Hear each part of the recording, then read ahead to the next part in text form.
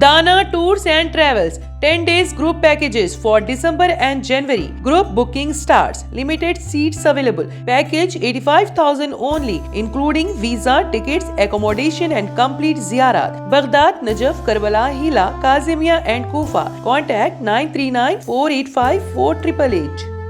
अस्सलाम वालेकुम। मैं अमजदुल्ला ख़ान, स्पोक्समैन एमबीटी। ये दूसरी मर्तबा मैं लाइव आ रहा हूँ आपके दरमियान में। तो पहले जो मैं लाइव आया था वो हल्क़े असम्बली याक़ूतपुरे में हमारी जीत और हार के ऊपर डिस्कशन था। ये दूसरा जो मेरा लाइव है, जैसा कि आप लोग जानते हैं कि हिंदुस्तान में 5 रियासतों में इलेक्शन हुआ था, साथ में तेलंगाना का भी इलेक्शन हुआ था। तो मिज़ोरम, छत्तीसगढ़, मध्य प्रदेश, राजस्थान और तेलंगाना। तो पहले तो बड़े अफसोस की बात है कि 4 रियासत में जो है बीजेपी, 3 रियासतों में बीजेपी पावर में आई है और वहाँ पर जो मिज़ोरम की लोकल पार्टी है ZPM, वो वहाँ पर इंतखाबात में आई है।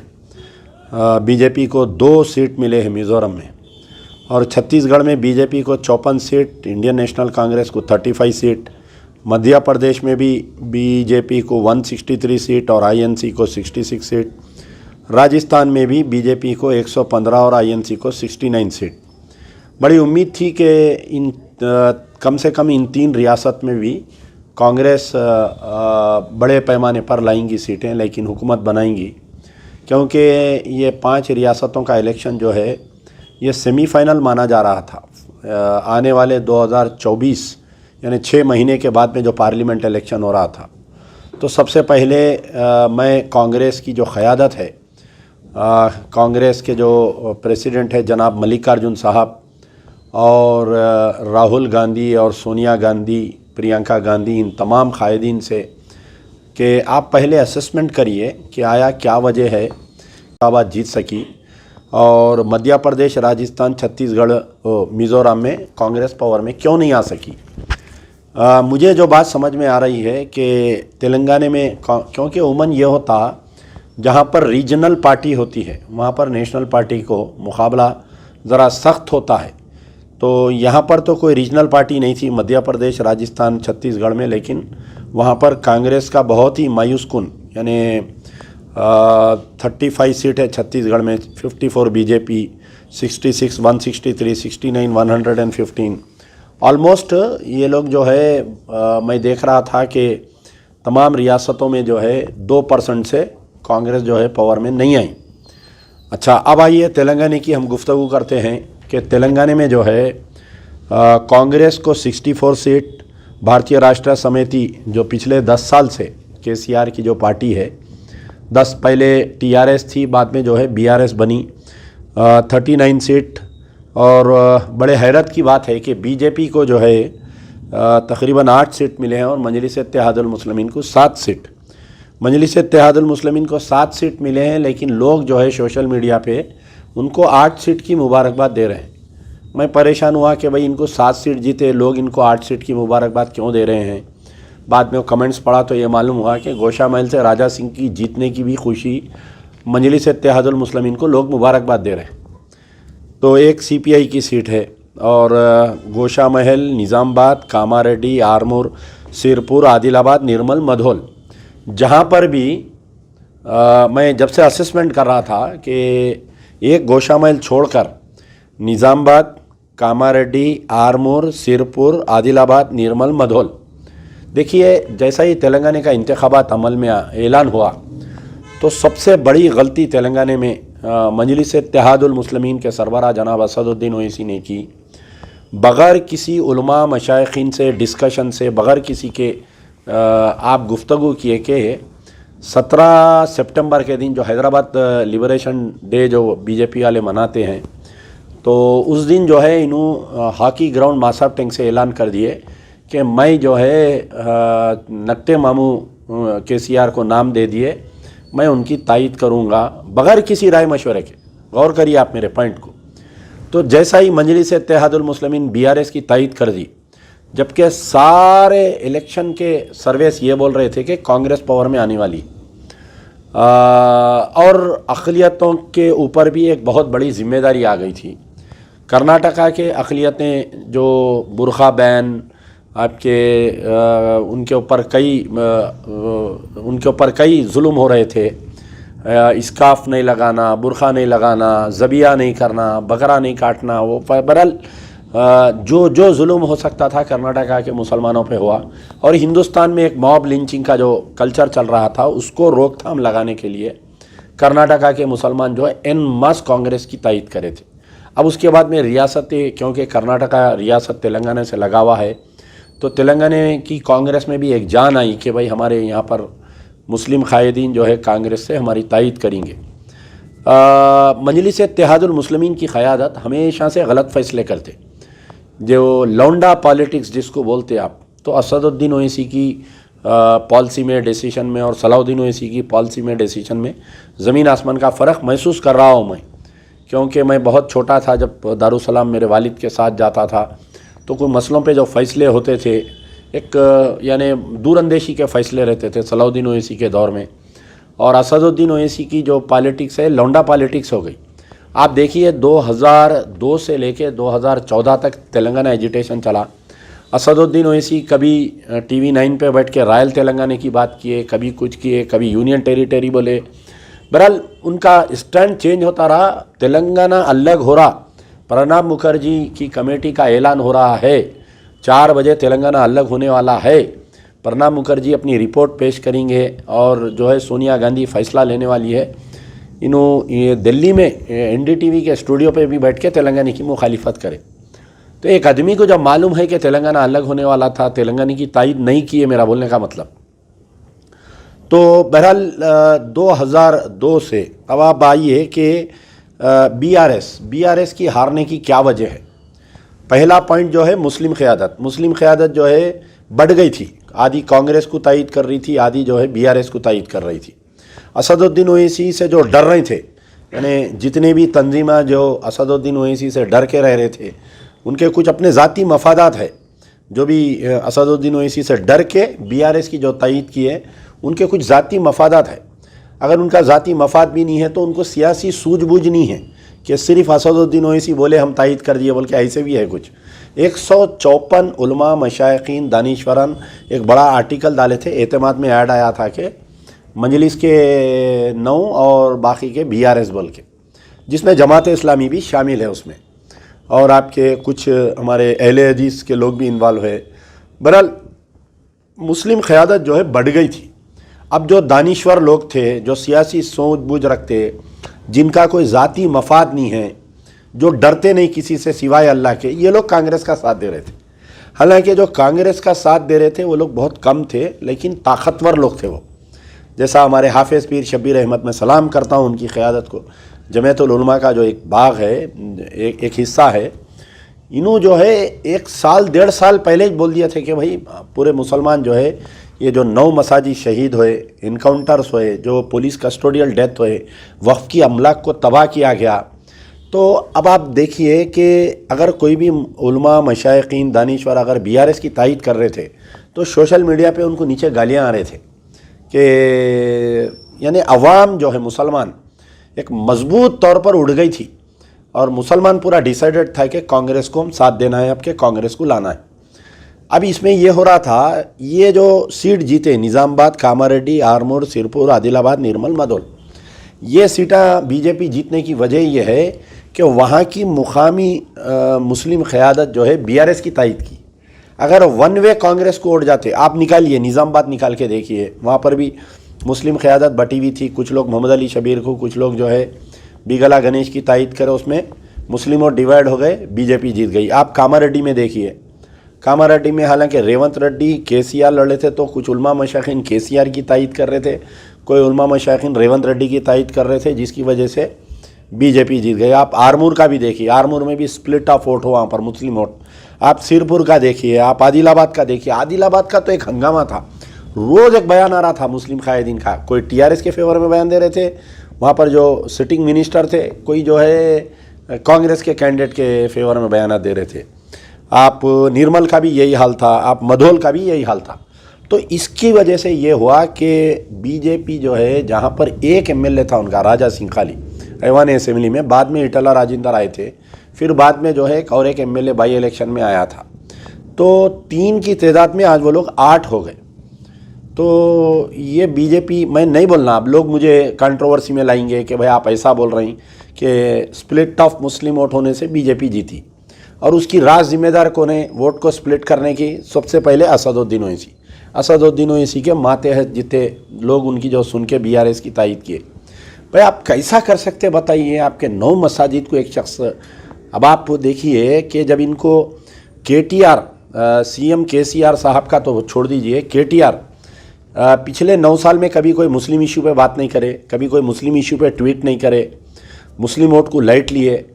मैं कई बार केटीआर साहब को समझाने की कोशिश करा, देखो साहब, कांग्रेस जब तक पावर में थी, MIM was a part and parcel of Congress, और एमआईएम क्या करती, कांग्रेस के साथ देके जो भी पावर में हुकूमत में रहते साथ देते, उन्होंने अपने नाजायज़ कामा करते। सबसे पहले उनके मुखालिफिन पे केसेस बुक कराते, पुलिस का जुल्म कराते, फिर उसके बाद में जो लैंड ग्रैबिंग करते, जो वक्फ की जायदादों को तबाह करते ये लोग, इनके लैंड ग्रैबर्स, उसके ऊपर कोई इंक्वायरी नहीं होने देते। राजशेखर रेड्डी, रोशैया और किरण कुमार रेड्डी, राजशेखर रेड्डी के खास आदमी थे केवीपी रामचंद्र राव। असदुद्दीन ओवैसी दिन बोले तो उन्होंने दिन बोलते थे, इन्हों रात बोले तो उन्होंने रात बोलते थे। तो 2004 से लेके 2014 तक जो 10 साल का अरसा था कांग्रेस का जो इख्तिदार चला, मजलिस Ittehadul Muslimeen during the Congress period अपने पॉलिटिकल अपोनेंट्स को क्रश कर दिया, लोग क्रश बिल्कुल। हमारे ऊपर तो ये हालत थी कि एक एक भाइयों के ऊपर 10-10 केसा, सियासत वालों को परेशान करे, उनको परेशान करे, इनको परेशान करे, मुखालिफिन के मर्डरा कर दिए, तो कांग्रेस खामोश रहती थी। साथ में मजलिस इत्तेहादुल मुस्लिमीन वाले ये किए, कांग्रेस का साथ देते हुए ओल्ड सिटी के जो 7-8 सीटों पे है कांग्रेस के वर्करों को भी मार दिए वो लोग।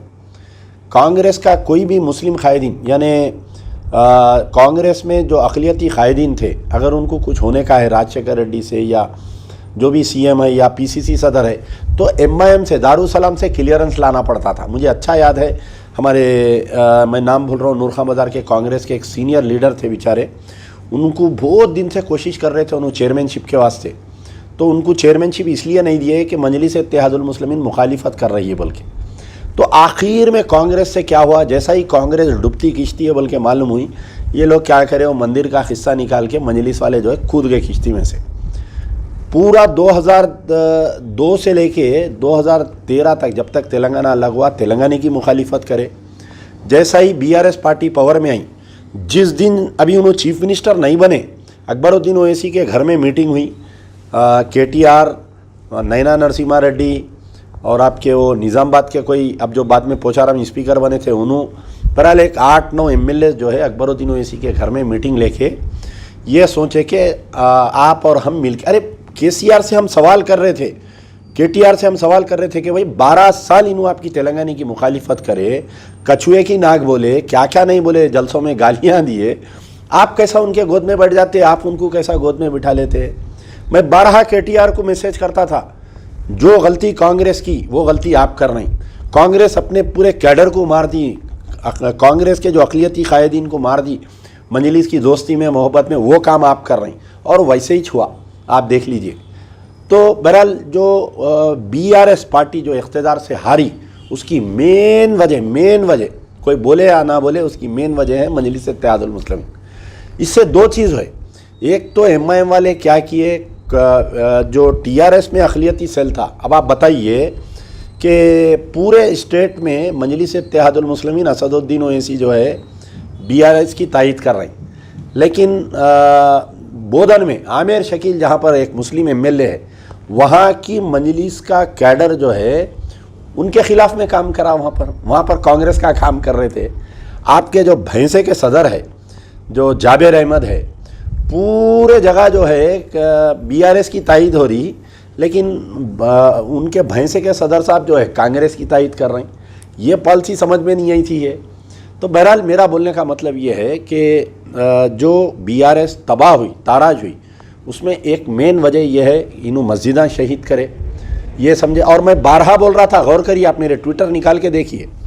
पहला जब मस्जिदां शहीद करे थे, यानी फर्स्ट जो एनकाउंटर हुए थे मुसलमान बच्चों के आलेर में, चंचलगुड़ा हाई स्कूल में तकरीर में मैं बोला था कि इसके पैंट में खाकी चड्डी है बोल के, मेरी स्पीच निकाल के देखिए।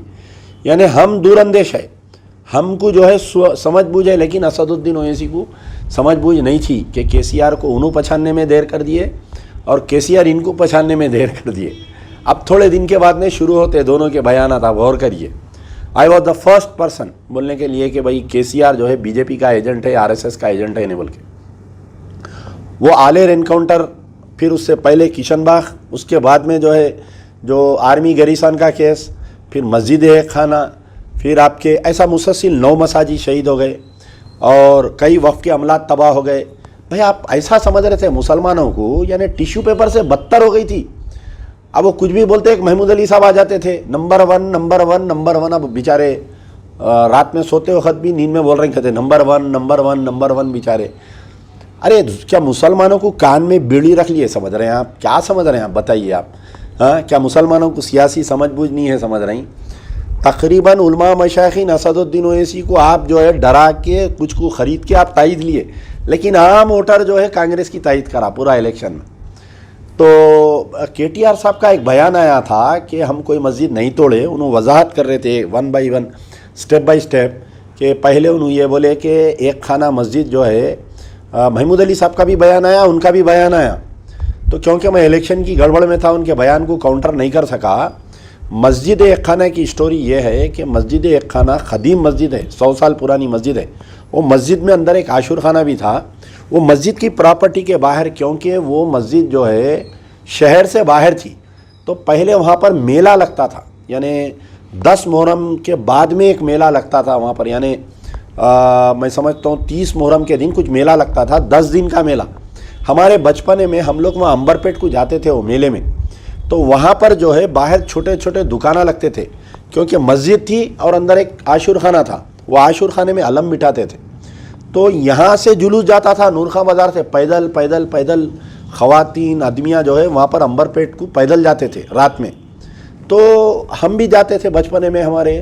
तो नमाज हम खुद कई बार वहाँ पर नमाज़ पढ़े मस्जिद में, और महमूद अली के मुँह को लखवा मारे अल्लाह ताला, उन्होंने बोल रहे वहाँ मस्जिद नहीं थी, बोल रही।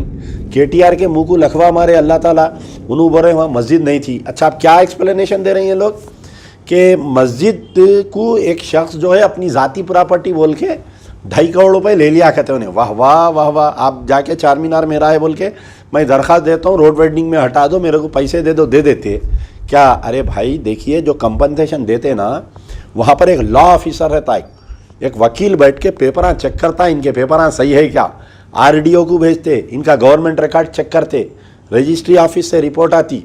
जिस वक्त वो शख्स यानी बल्दिया का एक सेक्शन ऑफिसर है, उसका नाम मैं बोल रहा हूँ, एक मुस्लिम सेक्शन ऑफिसर है, तो ये सेक्शन ऑफिसर क्या, हाँ इकबाल नाम है उसका सेक्शन ऑफिसर का। ये पूरा मस्जिद एक खाना अंबरपेट को तोड़ने में वो इकबाल का हाथ है बहुत बड़ा। वो इकबाल की बहू या बेटी जो है एमआईएम की कारपोरेटर है मशीराबाद की। तो ये इकबाल सेक्शन ऑफिसर का पूरा गेम है। इन्हें क्या करा, इकबाल जो है बल्दिया कमिश्नर, क्योंकि वहाँ पर किशन रेड्डी अपने सेंट्रल फंड से ब्रिज ला रहे थे, तो केसीआर और किशन रेड्डी दोनों मिलके मस्जिद को हटाना ज़रूरी था, क्योंकि वहाँ पर ब्रिज लैंड हो रहा था। अरे भाई थोड़ी दूर पहले कर लेना था लैंड, ज़रा आगे लेके जाके करना था लैंड, मस्जिद नीचे आ जाती थी।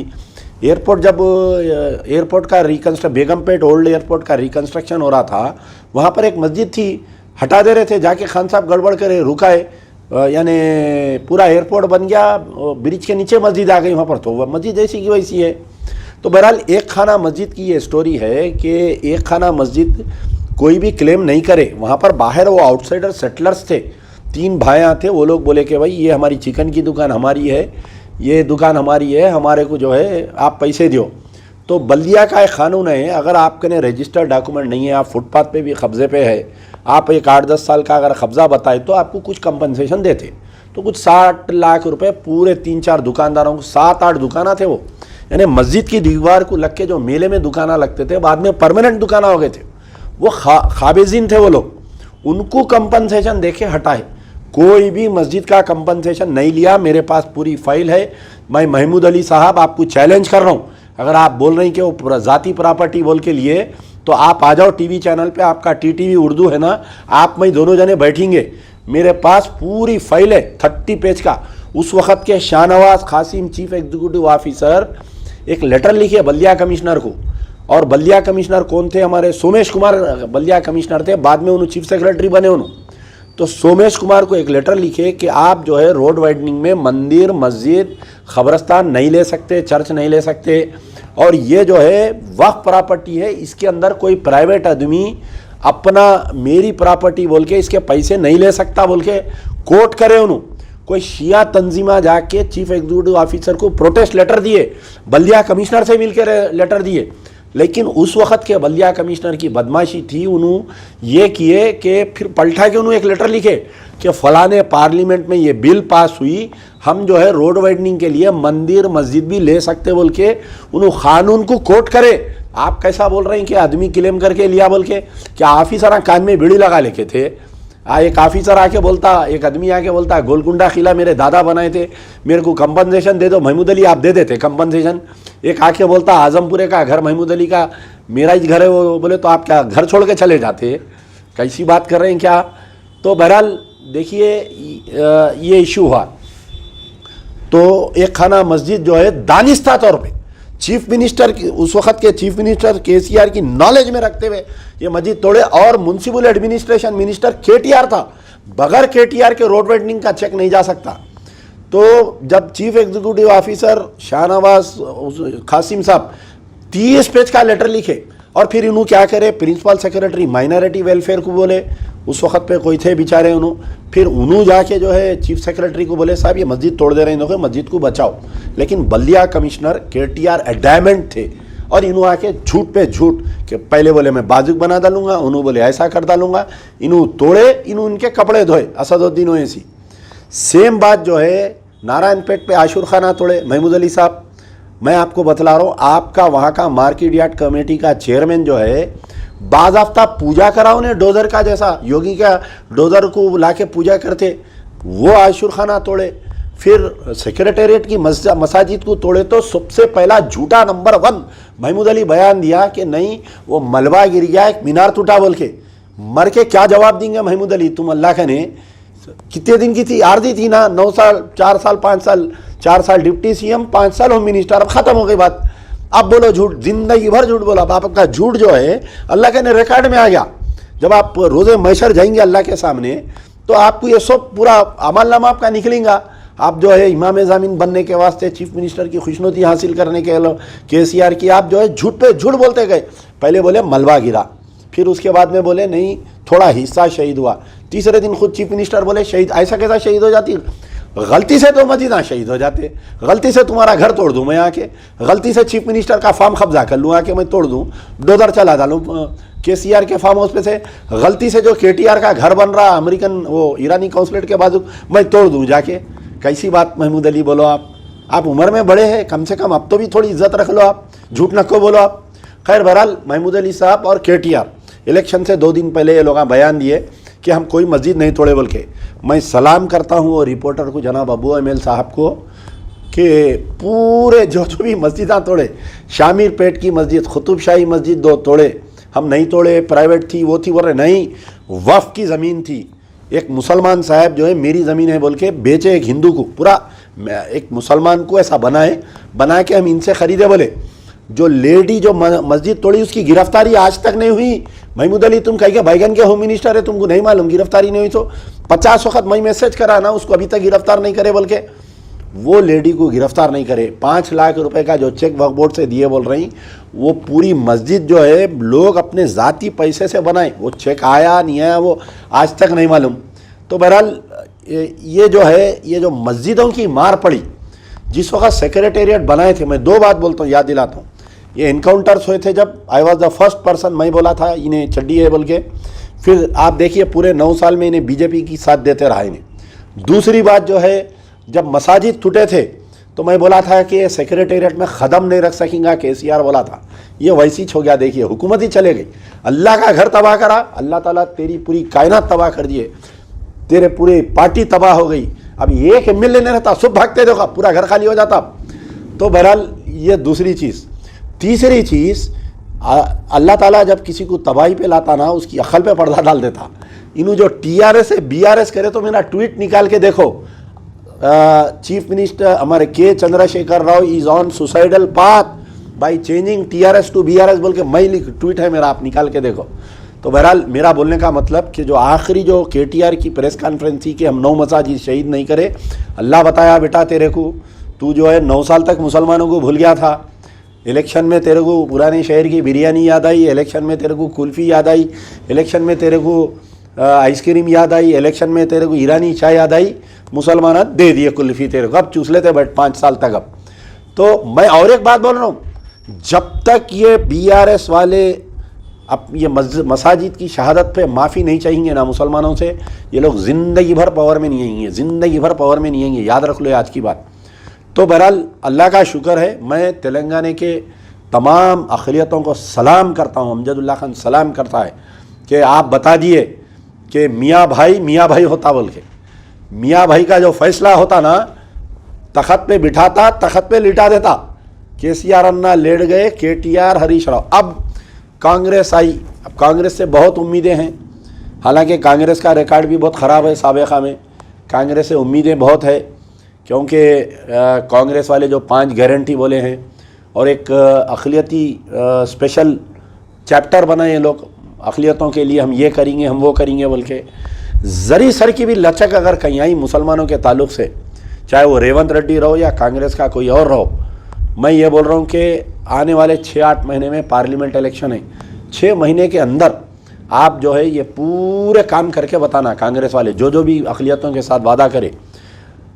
और ये जो मसाजिद नहीं बने हुए हैं, अब जो सेक्रेटेरिएट की मसाजिद हटा के बना दिए, असदुद्दीन ओवैसी बोल दिए कि आज नहीं तो कल उनको भी मार पड़ेंगी। ये पहले जो है बड़े शैतान को मारे अल्लाह मियाँ, बाद में छोटे को भी मारने वाले हैं। तो कांग्रेस वाले अब आप देखिए क्या गलती करते हैं कांग्रेस वाले। अभी से शुरू हो गया कि भाई MIM फिर से कांग्रेस के गोद में आने वाली है बोल के, इन्हों उनके गोद में बढ़ जान दो, उनको इनके गोद में बढ़ जान दो, हमको कोई ताल्लुक़ नहीं है। लेकिन आज कांग्रेस वाले जो है जब इलेक्शन लड़ रहे थे 2012 के 14 के बाद में बल्दिया इलेक्शन आया, कांग्रेस को एक कैंडिडेट नहीं मिला ओल्ड सिटी में। 2018 इलेक्शन में कोई कैंडिडेट नहीं मिला, 2019 पार्लियामेंट इलेक्शन में कोई कैंडिडेट नहीं मिला, 2023 के परसों के इलेक्शन में भी इनको जो है कोई कैंडिडेट नहीं मिल रहे थे। इसकी वजह क्या थी? जो 2002 से 2012 तक जो कांग्रेस और MIM की दोस्ती थी, MIM कांग्रेस के अक़लियती सेल को मार डाली थी पूरा।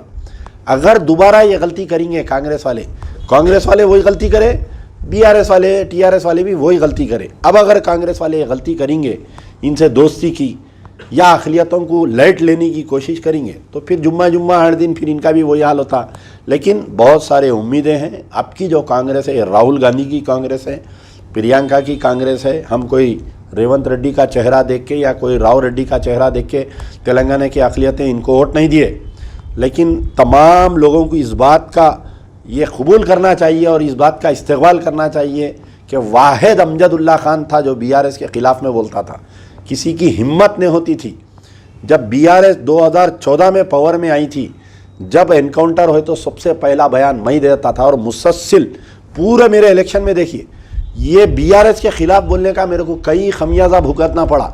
ये BRS MIM वाले मिलके, ये महमूद अली, ये KTR मिलके मेरी सीट को रिज़र्व करे। पहले इधर रिज़र्व करे, फिर मैं इधर से आज़मपुरा गया तो लेडीज़ करे। आज अल्लाह की मार पड़ी, KTR तेरी सीट चले गई, देख मेरी सीट रिज़र्व करा। महमूद अली साहब आप भी बहुत करे उस ज़माने में सीट को रिज़र्व करने में, आज क्या हुआ बताइए? आपके सर पे से लाइट चले गई, पैरों में से गद्दी चले गई आपके। तो बहरहाल मेरा बोलने का मतलब है कि कांग्रेस के कायदीन को, अक़लियतों को लाइट मत लो। अक़लियतों की वजह से जो है कांग्रेस पावर में आई है और बड़े उम्मीदें हैं। इंशाल्लाह मैं भी अनकरीब रेवंत रेड्डी से मिलूँगा। ये तमाम मसाजिद को बनाने का दोबारा हम मुतालबा करेंगे। हमारी मुलाकात जो रहेंगी मुद्दों के बुनियाद पर रहेंगी। कोई गुलपोशी इमाम ज़मीना बनने हम नहीं जाते। मैं आज हमारे जाहिद अली ख़ान साहब से भी बात हुआ और सलाम करता हूँ मैं आमिर अली ख़ान साहब को, जो 2 साल 3 साल से पूरा अखबार वक्फ कर दिए थे ये BRS के पीछे। बहुत तकलीफ़ा हुई वो बेचारों को, ऐडा रोक दिए, उनके ऊपर केसेस डाले, क्या क्या नहीं करे। तो बहरहाल कांग्रेस वालों को भी, कांग्रेस के जो भी चीफ मिनिस्टर बनेंगे, चाहे रेवंत रेड्डी बनो या कोई भी बनो, जो भी मिनिस्टर्स बनेंगे, ये जो सैक्रिफाइस करें ना ये लोग, पूरे जो कांग्रेस को पावर में लाने के लिए जो BRS से लड़े, केसों में बुक हो गए, माली नुकसान उठाए, तो ये सब का आप जो है दर्द रख के इन लोगों को कंपनसेट करना चाहिए कांग्रेस को। तो बहरहाल मुबारकबाद पेश करता हूं तमाम कांग्रेस के लोगों को जो टीम वर्क करे, और अमजदुल्ला खान को बहुत उम्मीदें हैं इस कांग्रेस की गवर्नमेंट से। पहली उम्मीद यह है कि जो आलेर एनकाउंटर हुआ था, NHRC की जो रिपोर्ट आई थी, उसको कांग्रेस गवर्नमेंट इम्प्लीमेंट करना चाहिए। वो खाती पुलिस अहदेदारों को गिरफ्तार करना चाहिए। जो NHRC में जो कंपनसेशन देने की बात है वो रेवंत रेड्डी को अमल में लाना चाहिए। दूसरी चीज़, जो मसाजिद शहीद हो गए जो अभी नहीं बने, उसको दोबारा कांग्रेस की गवर्नमेंट बनाना या हमको इजाज़त दे दे तो हम बना लेते। तीसरी चीज़, जो वक्फ बोर्ड के दफ्तर को लाख है, चीफ मिनिस्टर बने तो 1 घंटे में वो दफ्तर को लाख खोल देना चाहिए। वो इमीडिएट रेवंत रेड्डी साहब से मेरी उम्मीद है कि आप जो है इमीडिएट वो वक्फ बोर्ड का दफ्तर जो लाख है उसको खोल देना चाहिए। बहरहाल कई उम्मीदें हैं। मैं पूरा एक चार्टर ऑफ डिमांड्स हम बना के चीफ मिनिस्टर से भी मुलाकात करेंगे, और कांग्रेस के सरबराह जो भी है राहुल गांधी, प्रियंका गांधी को, उनको भी हम मुबारकबाद देके हमारे मुतालबात मनवाने की कोशिश करेंगे। इंशाल्लाह उम्मीद है अल्लाह ताला से कि अल्लाह ताला जो है हमारे बात मनवाने की हमें सलाहियत देंगे, और कांग्रेस को भी ये जो BRS को मुसलमान सबक दिलाए उससे ये लोग भी सबक लेंगे इंशाल्लाह। यार जिंदा सोबत बाकी। अगर आपने हमारे चैनल को अभी तक सब्सक्राइब नहीं किया है तो यहाँ पर रेड कलर का सब्सक्राइब बटन दिख रहा है, उसे क्लिक करें और हमारे चैनल को सब्सक्राइब कीजिए, और साथ ही साथ बेल आइकन को भी क्लिक कीजिए, जिससे आपको ताज़ा अपडेट मिलती रहे।